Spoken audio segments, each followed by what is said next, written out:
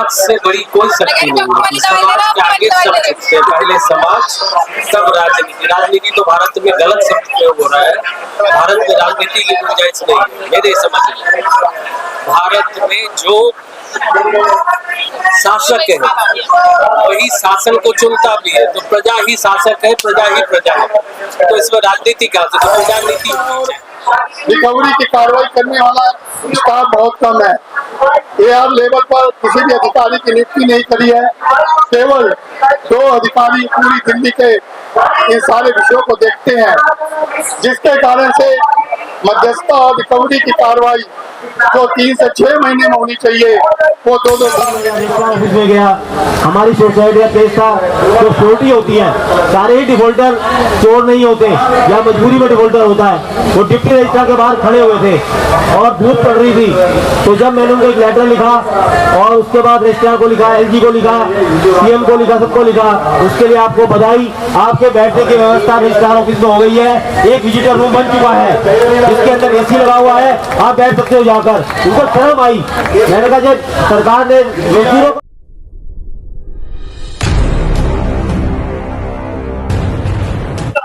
मुख्य रूप से आज जो धरना है, सबसे पहले रिकवरी की समस्या है। दिल्ली में लगभग 1800 क्रेडिट सोसाइटियां हैं और उनसे 10 लाख से ज्यादा दिल्ली के सदस्य जुड़े हुए हैं।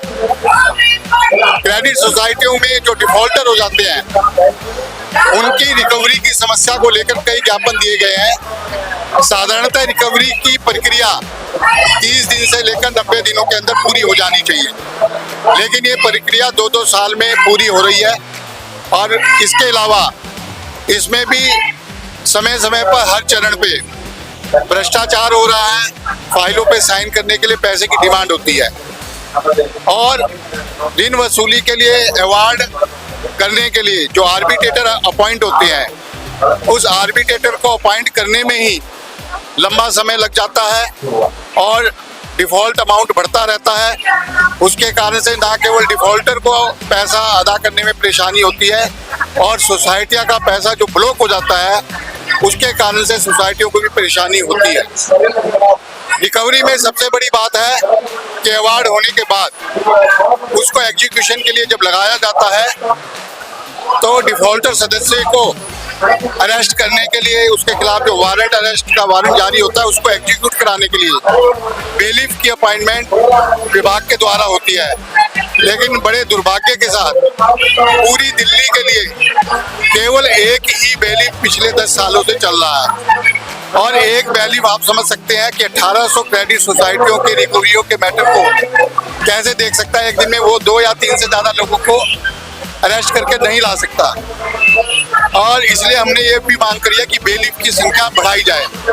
और सबसे बड़ी बात है कि सब कार्रवाई होने के बाद डिफॉल्टर सदस्य को हम लोग प्रयास से रजिस्ट्रार ऑफिस में पेश भी कर देते हैं तो उसके प्रति बहुत नरम रुख अख्तियार किया जाता है और उनको थोड़ी सी राशि जमा करा के उनके अरेस्ट वारंट वगैरह कैंसिल करके उनको छोड़ दिया जाता है, जिससे सोसाइटियों को बड़ी समस्या होती है।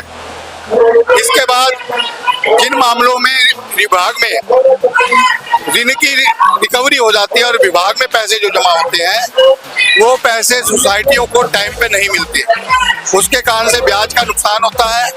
वो पैसे हमें सेम महीने में, जिस महीने में वो रिकवरी हुई उसी महीने में मिलने चाहिए।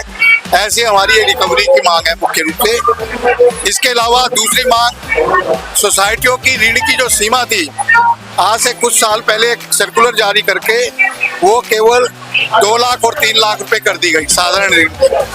हमारी मांग है कि इस जमाने में 2 लाख और 3 लाख से कुछ होता नहीं है, वो नगद की ऋण की अमाउंट बढ़नी चाहिए। तो हमारी ये मांग है कि वो 5 से 10 लाख रुपए तक होनी चाहिए। ये 2 मुख्य मांगे हैं। इसके अलावा बहुत सारे विषय हैं। कंज्यूमर स्टोर्स की सप्लाई चेन डिस्टर्ब है, हाउसिंग कोऑपरेटिव सोसाइटियों के रीडेवलपमेंट के लिए कोई प्लान लागू नहीं किया है, उनको FAR 4 नहीं मिल रहा। ऐसी अनेक समस्याएं हैं जिसको लेकर आज धरना है। अच्छा, लगातार ये बात हो रही है कि क्या रिजर्व बैंक की गाइडलाइंस फॉलो नहीं करी जा रही हैं? जिस तरह से जो मानक हैं, जो तरीके हैं, सोसाइटी पर भी लागू होते हैं और डिपार्टमेंट पे भी लागू होते हैं, तो क्या कहेंगे आप? देखिए, क्रेडिट कोऑपरेटिव सोसाइटी बैंक की कैटेगरी में नहीं आती। आरबीआई की गाइडलाइन केवल बैंकों पे लागू होती है, क्रेडिट पे नहीं लाती। इसके कारण से भी बहुत सारी समस्याएं हैं। उदाहरण के तौर पे बीआर एक्ट में कवर ना होने के कारण से क्रेडिट सोसाइटियां, हमें डिपॉजिट इंश्योरेंस नहीं मिलता, हमारा सिविल स्कोर नहीं होता, हमारी जो कैश लिमिट है वो कैश की लिमिट भी केवल साल में 20,000 रुपये है, जबकि बैंकों में 2 लाख है, उससे ऊपर भी होती है। ये जो समस्या है ये सब इसी कारण से है कि हम बीआर एक्ट में और आरबीआई के अंदर उनके नियंत्रण में नहीं आते।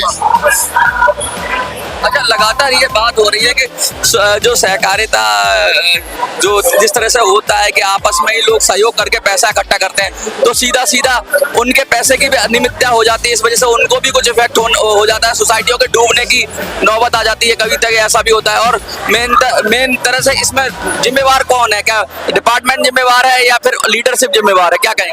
देखिए, दिल्ली में सोसाइटियां बड़े मात्रा में ऋण का आवंटन करती हैं और साधारणतः सभी सोसाइटियां बहुत अच्छे से देखभाल के डॉक्यूमेंट की वेरिफिकेशन के बाद ही सारे ऋण देती हैं। लेकिन उसके बावजूद भी बहुत सारे लोग ऐसे हैं जो विलफुली कई सोसाइटियों में मेंबर बन जाते हैं और वो डिफॉल्टर हो जाते हैं। तो इसके कारण से सोसाइटियों के ऊपर आर्थिक संकट मंडरा जाता है, क्योंकि उनके पैसे फंस जाते हैं। विशेषकर जो मध्यम आकार की सोसाइटियां हैं, जो छोटी हैं, जिनका टर्नओवर 2-4 करोड़ रुपए है, उनको बहुत बड़ी समस्या आती है। मेरा ये कहना है, इस मामले में कुछ सोसाइटियां जो गलत तरीके से काम कर रही हैं या गिफ्ट बांटती हैं मेंबर बनाने पर, ऐसी जो गतिविधियां वो करती हैं उनको नहीं करनी चाहिए। और प्रबंधक समिति भी यदि ईमानदारी से, पारदर्शिता से और एक्चुअल जो नीडी आदमी है उसको ऋण बांटती है, तो ये सोसाइटियां जो भाग जाती हैं, ऐसी स्थिति नहीं होगी। जो सोसाइटियां भागती हैं उसमें साधारणतः यही ध्यान में आया है कि उसमें मैनेजिंग कमिटी को बदनाम नहीं किया जा सकता। अच्छा, लगातार ये जो धरना हो रहा है, कितनी सोसाइटियां इसमें प्रतिनिधित्व दे रही हैं? आप 1800 की बात करें, कितने लोग आपके रहेंगे और कौन कौन इसमें मुख्य रूप से जो शामिल है? सर, हमने इसकी सूचना दिल्ली की सभी क्रेडिट सोसाइटियों को, सभी हाउसिंग सोसाइटियों की फेडरेशन को, वीवर कोऑपरेटिव फेडरेशन को, कंज्यूमर कोऑपरेटिव फेडरेशन को, इन सबको दी है। उनके जो पदाधिकारी हैं वो लोग इस धरने में आएंगे और वो भी संबोधित करेंगे। हमने नेफकैप जो नेशनल फेडरेशन है उसको भी कहा है, उसके अध्यक्ष जी की भी आने की संभावना है और कुछ विधायक और एमपी भी हो सकता है आज के इस सत्र में आए। और इसके अलावा हमने जो फेडरेशन है हमारी, इसको बने 5 साल ही हुए हैं, लेकिन 5 सालों में काफ़ी काम किया, तो हमें लगता है कि आज हमें पूरा समर्थन मिलेगा। और सबसे बड़ी बात है कि ये जो फेडरेशन बनी हुई है, ये सहकार भारती के कार्यकर्ताओं ने मिलकर बनाई थी। तो सहकार भारती एक राष्ट्रीय संगठन है, इसका दिल्ली के सभी जिलों में काम है। तो सहकार भारती के कार्यकर्ता और पदाधिकारी, विशेष रूप से राष्ट्रीय अध्यक्ष श्री दीनानाथ ठाकुर जी भी यहाँ पर आने वाले हैं। तो ऐसे सभी सहकारिता के लोग इसमें बिना किसी राजनीतिक भेदभाव के शामिल होंगे। अच्छा, ये जो कहते हैं कि बहुत बड़ा अमाउंट हो जाता है, 1800 अगर सहकारिता की जो इस तरह की समितियां हैं या जो आप कह रहे हैं जो ऋण देने वाली संस्थाएं हैं, तो लगभग हजारों करोड़ की बात होगी ये ऋण की। हाँ, निश्चित तौर पे मैंने जैसा कहा कि 10 लाख से ज्यादा लोग इससे जुड़े हुए हैं। ऑन एवरेज यदि मान लो, हम ये मान लें कि 10 लाख में से 3 लाख या 4 लाख लोगों ने भी लोन लिया होगा और एक व्यक्ति ने ऑन एवरेज 50,000 का लोन लिया होगा, तो आप अंदाजा लगा सकते हैं कि 200 करोड़ से ऊपर का लोन ऐसे लोगों को बता होगा। क्यों छिपरली ज्यादा ही होगा। तो आप क्या संदेश देना चाहेंगे लोगों को जो देख रहे हैं या जो डिपार्टमेंट के लोग देख रहे हैं, उनको क्या कहना चाहेंगे? हमारा यही कहना है कि हमारा ये सबसे बड़ी बात है, दिल्ली के इतिहास में सहकारिता विभाग के खिलाफ कभी भी कोई धरना प्रदर्शन नहीं हुआ। ये पहला धरना प्रदर्शन है और पहला होने के कारण से आप जानते हैं कि शुरू में कुछ दिक्कतें होती हैं, लेकिन हमें ऐसी आशा है कि हमने जो मेमोरेंडम दिया उन पे आश्वासन हमें मिले हैं। हो सकता है कि आज जब हम जाएं तो वो आश्वासन केवल आश्वासन ना हो के वो वास्तव में एक्शन में आ जाए। और हमारी इच्छा भी यही है, हम कोई विभाग से टकराव नहीं चाहते।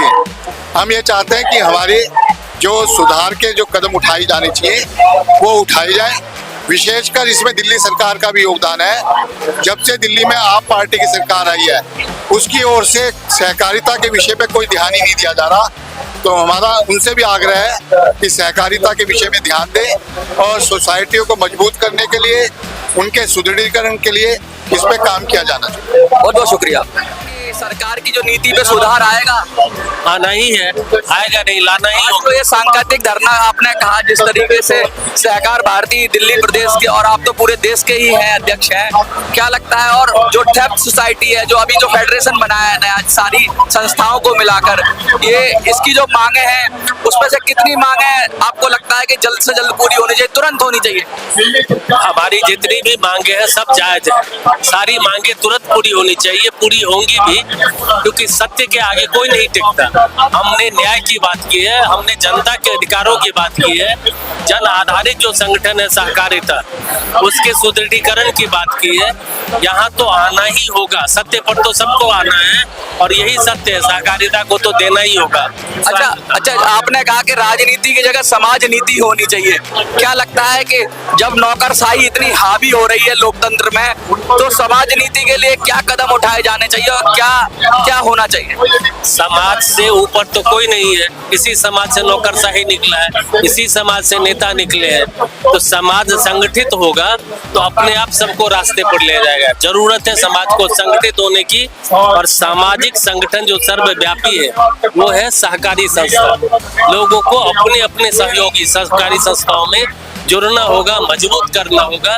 समाज से ऊपर कोई हुआ है आज तक नहीं हुआ, अब कैसे हो जाएगा? क्या संदेश देना चाहेंगे जो लोग देख रहे हैं आपको इस वीडियोस के माध्यम से?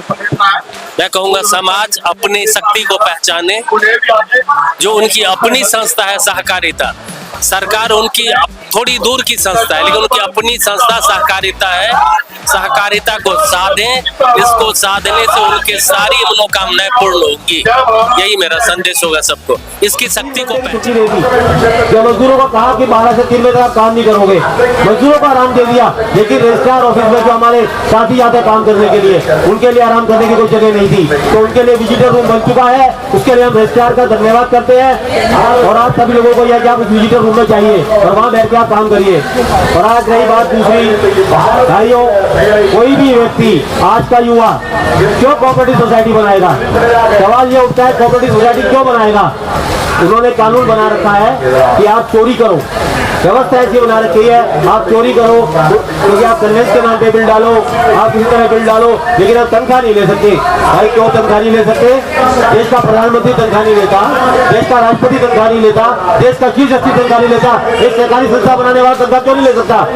क्यों उसको बेईमानी करने मजबूर करते हो? क्यों फिर कहते हैं आपने दुकानें बना रखी है? भाई दुकानें बना के कोई बात नहीं, दुकान वाला सिर्फ अपना और अपने परिवार का मदद करता है। एक सोसाइटी बनाने वाला 100, 500, 1000 लोगों का भला करता है, तो क्या वो लोग का ये बात का पानी भाग नहीं है? तो मैं यूनियन से कहूंगा और मैं फेडरेशन से कहूंगा कि हमारे इस कानून में बदलाव किया जाए। सोसाइटी के जितने पदाधिकारी है वो पेड होने चाहिए, उसके ऊपर आप चेक लगा दीजिए नेट प्रॉफिट से 2%, 5%, इससे ज्यादा आप तनख्वाह खर्च नहीं कर सकते, आप उनको पेड करिए। आज आपने हर एक को सोसाइटी वालों को डरा रखा है, सोसाइटी वाले डरे हुए हैं, कोई आवाज नहीं उठाता, कोई एक आरटीआई नहीं लगाता रजिस्ट्रार के खिलाफ।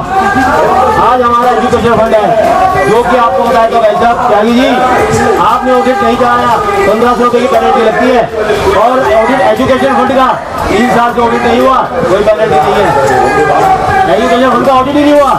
दूसरा है डिस्ट्रिक्ट सेटलमेंट फंड, इसके अंदर 10 करोड़ रुपया है, उस फंड से वो पहले रख सकते हैं, नहीं रखते। इससे उन्होंने अपने लिए आदमी रखे हुए हैं, ड्राइवर रखे हुए हैं, माली रखे हुए हैं, जो रजिस्ट्रार के घर पे काम कर रहे हैं। ये उस फंड का उपयोग है। ये सब जानकारी हमें आरटीआई से ली, हम झूठ हवा में तीर नहीं चलाते। यूनियन वाले क्यों नहीं बोलते, क्यों कहते हैं कि आरटीआई लगाता है? भाई लगाएंगे, आरटीआई पैसा देते हैं, कोई 40,000 दे रहा है, कोई 50,000 दे रहा है, 15,000 दे रहा है, हम अपने पैसे का हिसाब नहीं मांगेंगे। और यूनियन में और बैंक में ये कहूँगा फेडरेशन के अंदर चुनाव से पहले हर सोसाइटी को मेंबर बनने का अधिकार दिया जाए। यूनियन के अंदर और बैंक के अंदर, वहाँ सिर्फ बैंक में चुनाव में कितने वोट डले? 81 वोट। जहाँ 1200 सोसाइटियाँ 81 वोट डल के उनके चुनाव हो गया। तो हमें बड़े शर्म की बात है कि हमें मेंबर ही नहीं बनाते कि हम चुनाव क्या लड़ेंगे। हम मेंबर भी आगे लगा के ही बने, वरना क्रिकेट सोसाइटी वाले बैठे हैं यहाँ पे, कितने मेंबर यूनियन में बनाते हैं, डरते हैं वो। फ्री करो मेंबरशिप, चुनाव से पहले मेंबर बनाओ आप। जैसे विधानसभा का चुनाव होता है, चुनाव अधिकारी का विज्ञापन आता है, 18 साल से जो भी ऊपर हो गया अपना वोट बनवाए।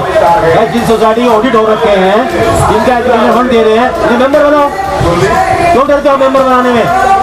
फेडरेशन तो किसी को मेंबर बनाने में डर रही, फेडरेशन सबको मेंबर बना रही है, क्योंकि ये दोनों का यूनियन और रजिस्ट्रार ऑफिस दोनों का एक तरह से दलाली करने का आता है।